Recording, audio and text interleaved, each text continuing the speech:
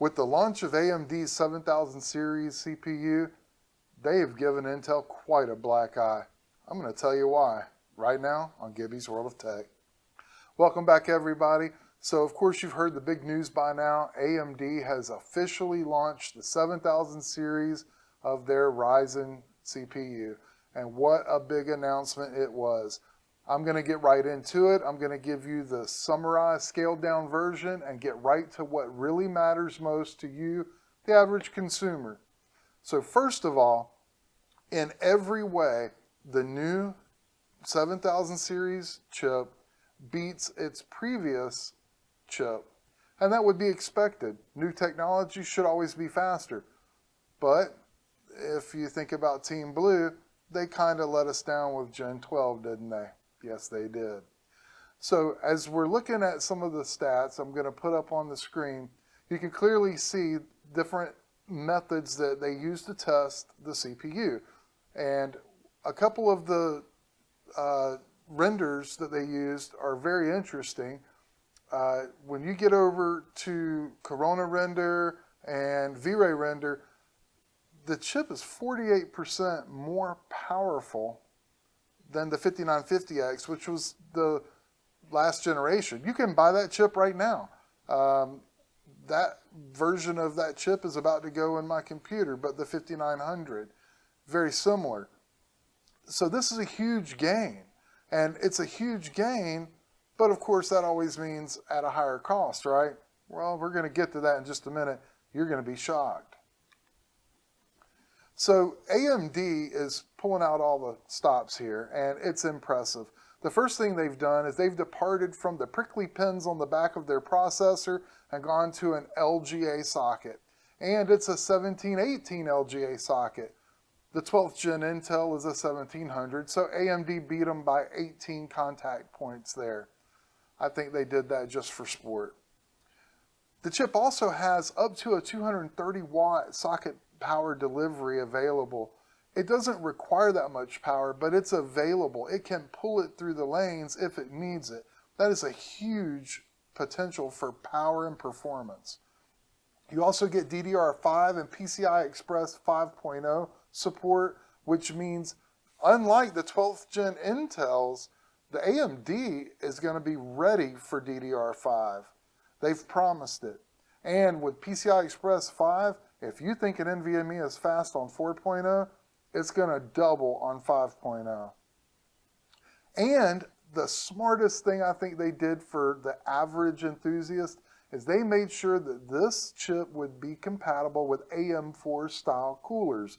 That means your AIOs, your fancy air coolers, they're all going to work on this chip. You don't have to get a new one. So if you have one that you already love, you can just transfer it right to this chip. That's a wonderful, wonderful thing they did for you, the consumer. They didn't have to do that. Now, did it make sense for them to do that? Probably. Like most companies, they're thinking about what's going to make them the most money and cost them the least money, and it happened to work out for the consumer. And I think that's great. Now, incidentally, if you're not aware, LGA simply means land grid array. And so if you've ever looked at a CPU and on the back of it you see all these golden little patches, that's an LGA chip. On the other hand, PGA, which is what the AMD chip has typically been, that has all the little prickly contacts on the back that look like needles. And if you've ever bent one and tried to straighten it and broken it, well, welcome to the club. They decided to depart from that and go with the LGA style chip. Again, that makes it easier for us, the consumers, to do builds with less risk of damage to our chips. In addition to that, the LGA style also has more contact points, which allows for more power, more performance.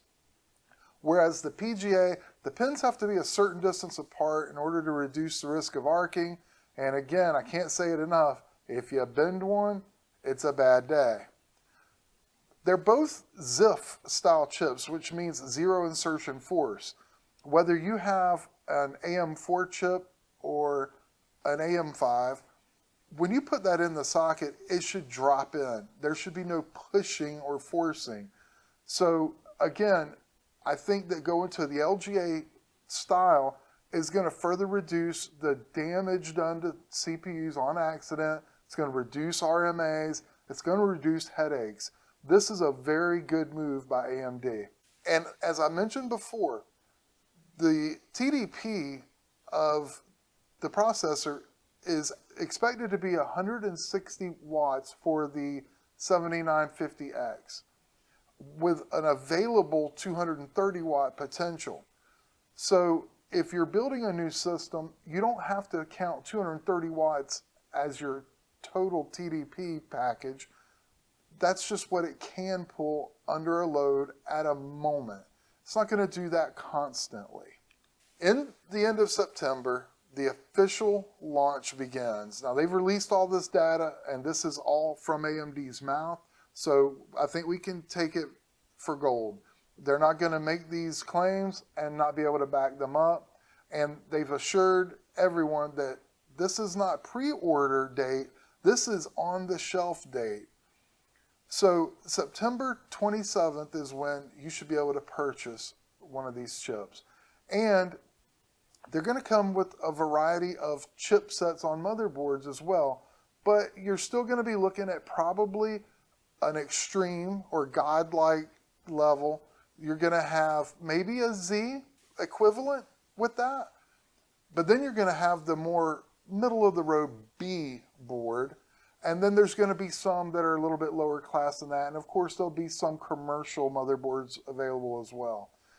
There's not a lot of information available about the motherboards, at least not carved in stone, but they are leaking out some details and they're pretty impressive. So right now what you're looking at is an example of MSI's ACE board for the AM5 chip.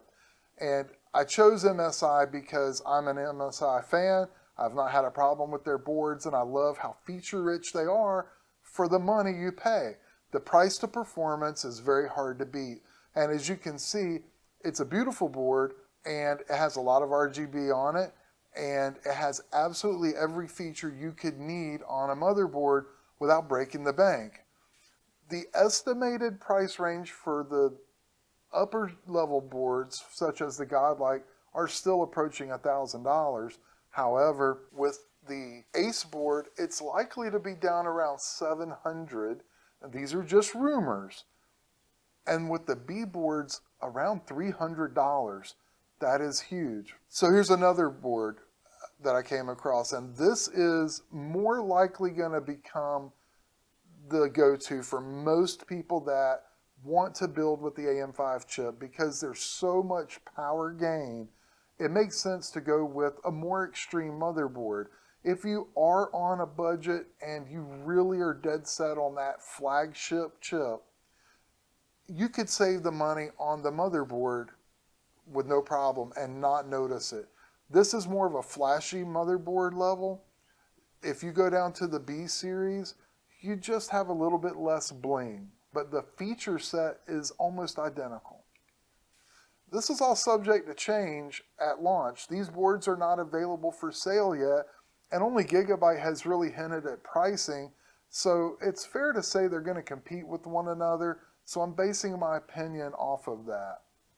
Now, one thing that I want to make note of about the memory, the DDR5 support with AMD, they are coming out with an open source version of XMP for overclocking. If you are unfamiliar with overclocking or you're scared by overclocking, XMP is a profile that essentially pushes the memory to a faster performance level safely, according to the manufacturer's specs. They experimented, they did the research, they know what it can do, and they're going to set it at that level so that you get the most out of that memory without damaging it. Manual overclocking, that is something entirely different, and I personally don't do it. It's not worth it to me. There are people who love to do that and experiment. They undervolt, they overvolt, they play around with different settings, and I can imagine that's a lot of fun if you can afford to do that, because you're going to damage things. So in response to the performance demand by the consumer, CPUs and memory have both incorporated overclocking from the factory available on the motherboard if it supports it. Some pre-builts do not support any kind of overclocking. Some allow memory overclocking only. So that's something to keep in mind if you're looking at a pre-built. Is it going to give you all of your performance or leave it on the table? If you're paying for it, you should be able to use it. Now, a warning that I need to give you about the Expo overclocking profile software that AMD created. They themselves said that if you use Expo and you damage your RAM, it will void, or your CPU, it will void the warranty of the CPU. They are not supporting it because it is open source. My recommendation, because the AM5 chip will support XMP, use XMP. Don't take a chance. Use that. It's stable, and they have guaranteed that DDR5 will be stable with the new chipset. Now, who's going to be making this memory? Well, a number of manufacturers are already rolling out DDR5. You can buy some of it now. Most of it will say that it's Intel ready, but that's because the AMD chip hasn't actually launched, so it's hard to say that it's ready if the chip isn't available. I believe that at launch, there will be AMD optimized RAM available that will cooperate more with the environment the CPU and the motherboard will present for the RAM. So I would not buy anything just yet. I would wait and see what the manufacturers do. It's exciting to think about the timing of all this and want to get ahead of things, but you may actually end up hurting your wallet in the end. So hold off on that purchase just yet. But some of the major manufacturers are G.Skill, Corsair, of course Crucial. There are a number of them. All the big ones are coming out with RGB versions of AMD compatible DDR5 with speeds up to 6400 mega transfers. I didn't say megahertz. It's about 3200 megahertz. Yes, people get that number mixed up a lot. Now, this one is the big one. This graphic you're looking at is the one I wanted to really get to. Look at the price. This is the official release price of these chips. And if your memory is short, it's okay. I'll remind you in just a minute of what the flagship 12th gen Intel chip was released at, but this is coming right from AMD. $699 for their top-end chip. And this chip is an amazing processor. If you look down this list, pay attention to the 7600X. 6 cores, 12 threads. Look at that speed, 5.3 gigahertz boosted. That is incredible. Look at the cache, and it's only 105 watt TDP for $299. I don't know if you can get a Core i5 for $299 right now. The 7950X, when stacked up against the Core i9 12900K for content creation, 57% faster. That is huge. That's like stacking a Core i9 and a Core i5 on top of one another and still coming up short. That is big. And it's cheaper. I looked at the prices just today of the i9. It's just now under the price of the 7950X. That's a big deal. That's a very big deal. And this is launch. This isn't what it does a year down the line. This is right now. There is what you're going to pay. It's insane to me that anyone would consider not going AMD. So again, here's another benchmark that was used, and they compared it once again to the Core i9 because that's the flagship from Intel. Look at that, 57%, 47%. It's just unbelievably faster in every way. And a lot of people are looking at these numbers, and I'm not an expert on this. I just try to pull all the information together and simplify it down for you. And the experts are blown away by this. They expected a big change. they didn't expect this level of change. And this is always going to be good for the consumer. When a manufacturer exceeds expectations, that creates loyal customers. And that is very important in this economy. They know that people are stingy with their dollars. Okay, so here we go. A comparison down the line.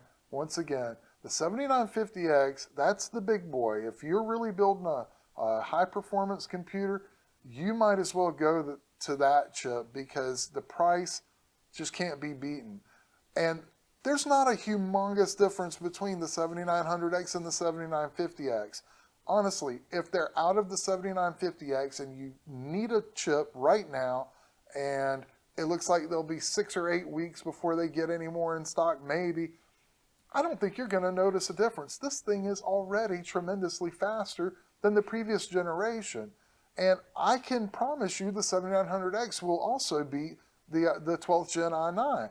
Again, I'm about to show you something that's going to blow your mind. You will be safe to buy any one of these chips, the 5, 7, the 9, or the big boy 9. Any of them are going to do great in any system. Here it is. Look at that number, that very first orange number. That's the 7600X Ryzen 5. The single thread performance actually beats the i9 12900K. That is staggering to me, that the flagship chip from Intel got beaten by the mutt from AMD. It is a high polished mutt to be true, but it still beat it. That's impressive. That's on a single thread. Now what does that mean? Hell if I know. Honestly, I think they all work together for the most part, but I think when they do benchmarks, they look at the package, and they also look at the individual cores and each thread and how the CPU is working as a whole unit. And of course, they probably handpicked the best performing one to use for this. I don't blame them. If you want to impress the masses, that's what you do. And they have to back this up, and everyone is waiting to test this chip. You're going to have Gamer Nexus testing it. You're going to have Linus testing it. You're going to have probably Jay's 2 Cents testing it. Everyone's going to be testing to see if this performance claim measures up before you go buy. Let these independent testers do their job. That's what these guys are skilled at. And they live for these moments. They may have chips sent to them and motherboards. They may go out and buy them on their own. Let them do the testing for you. Don't just rush to the store and buy it. Wait and see what the true numbers are. I don't imagine AMD would make these claims and then pretend we're not going to call their bluff. Oh, we're waiting to call their bluff. And if there is any substantial difference other than better than they claimed, it's going to be a sore spot for them. It's going to be an embarrassment. Right now, Intel has a black eye and they're in the corner nursing their wounds. And AMD is looking to keep it that way. So wait and see what the outcome of these tests are. I would say give it a few months and you're going to have a definitive answer on what is the best choice. A note real quick on the i9. At launch, that chip was about $1,200 shortly after it launched in April. In May, I went and looked at the history of it. It has dropped a good bit since then to a more stable number of $723 on August 18th. Between August 18th and today, that chip has dropped to $569. I don't think that's a coincidence. I think Intel is panicking. I think they're trying to get more sales before AMD releases this chip to the shelf. Because once they do, I believe you're going to see a huge migration toward AMD. Another problem with the 12th gen, even if they drop that chip to under $400, and I don't think they will, if they even approach the low $300 mark, would it really be a good choice? I don't think it would be, and I'll tell you why. Number one, there have been intermittent problems with the compatibility with DDR5. Well, maybe that's because DDR5 is just a little too new, and maybe somebody got some wires crossed somewhere. I don't think so, because two other problems that have presented is one, the 12th gen chips run really hot. I thought my 11th gen ran hot. The 12th gen are even worse. That's why I didn't go with the 12th gen. Also, they have another little problem.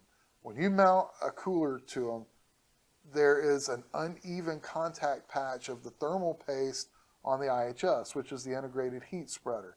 That's a really big deal. That is the only way that the heat gets out of that die and into the cooler. Otherwise, you melt down your entire system. And they actually had to create a weird-looking rectangular frame to go around it to ensure that the pressure was evenly applied. Really? Intel didn't even come up with that. I don't remember who invented it. I don't know if it was someone on Etsy or Steve at Gamer Nexus did it first. Somebody did it, and I saw them, and now they're for sale for $8 everywhere. And I haven't seen one note from Intel saying, oops, here you go, we're going to send everyone a free one. Nothing. That's embarrassing. I don't understand that. So I would very, very much second guess my decision to go with a 12th gen Intel chip if you haven't already purchased. If you have, it might not be too late to return it. Just saying. When it comes to gaming, and that's what everyone is thinking of when it comes to AMD, you want to know, where does it stack up? Well, they gave us an example on a 1080p resolution, and oddly enough, in Grand Theft Auto 5, there's a little bit of a drop in performance against the Intel i9. Now, why is that? Well, I don't know. I could take some guesses. I think, one, that game is kind of very CPU heavy. It makes the CPU do a lot of things at one time, and I've noticed this running my own tests, and as old as that game is, it should be screaming. But even the 12th gen doesn't really impress that much on that game. I think that's more game related, honestly. So I'm going to kind of remove that out of my consideration. But when you look at the rest of these numbers, again, this is the 7600X, not the flagship. This is the bottom of the barrel AM5 chip.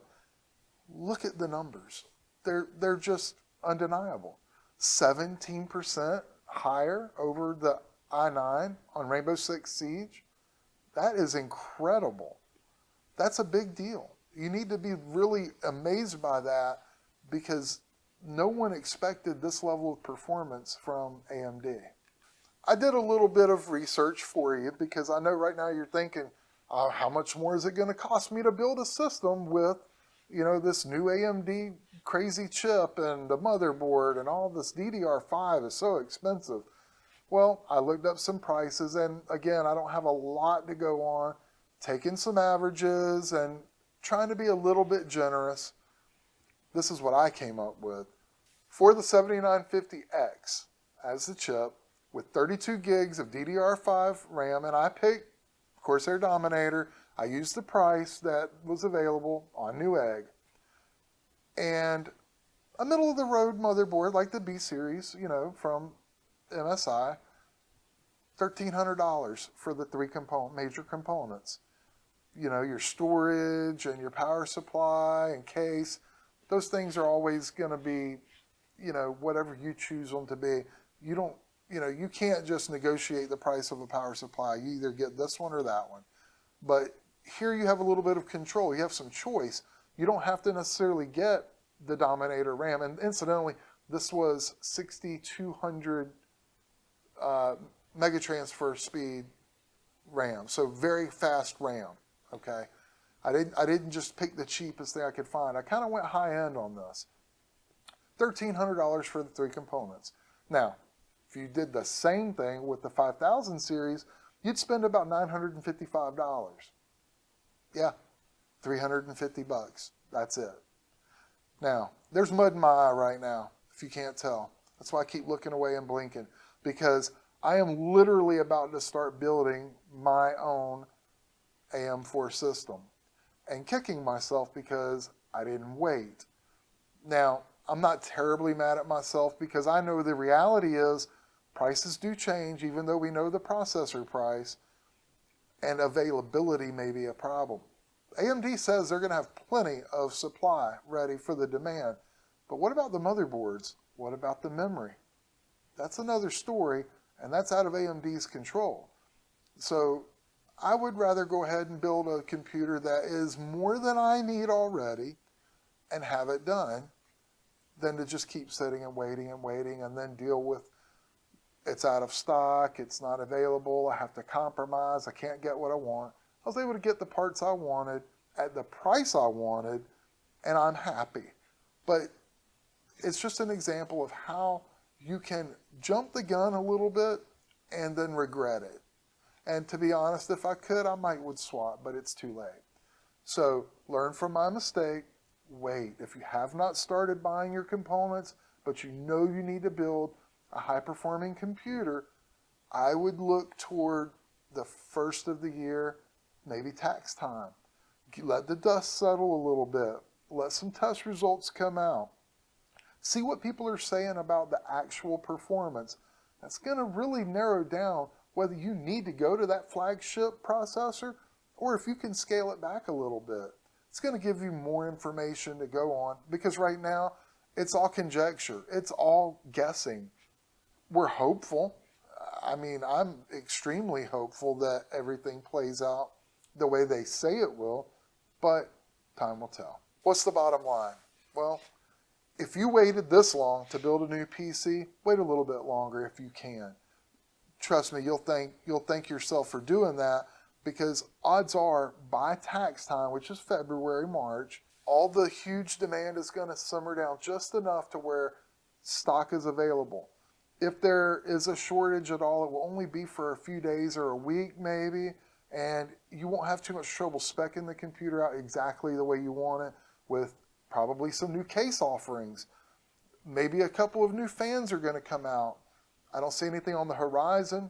You know, right now it looks like the Lian Li Infinities are the hot ticket, but there's also going to be new power supplies to meet these demands. There's going to be incredible looking motherboards, and not just incredible looking, but incredible performing.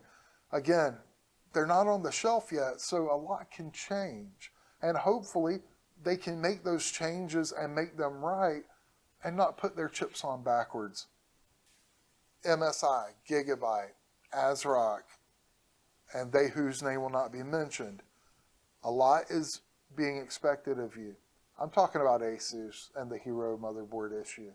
I love Asus, and I was so disappointed in that. And I hope they can recover, and I hope they do it the right way with this AMD launch. I hope that it turns a new page for Asus. I hope they learned that quality control can never, ever, ever take a back seat. It always has to be priority one because we will call you out. I believe we're about to see a PC war between AMD and Intel because the big question I have is the AM5 the answer to the 12th gen from Intel? Or is it their answer for the 13th gen that's not even available yet? Do they know something that no one else knows? Did AMD set their sights high enough to where at best the 13th gen might kind of tie them so that they're on even footing with Intel? Time will tell. Time is your friend. Be patient, wait, watch. If you love this kind of content and the variety that this channel brings, subscribe, hit that notification bell. We have a lot of projects coming up. We have videos in editing right now, and I got stuff on the bench. It's going to be a lot of interesting and hopefully educational content, and I hope you have fun with it as well. Thank you for joining me in Gibby's World of Tech. See you on the next one.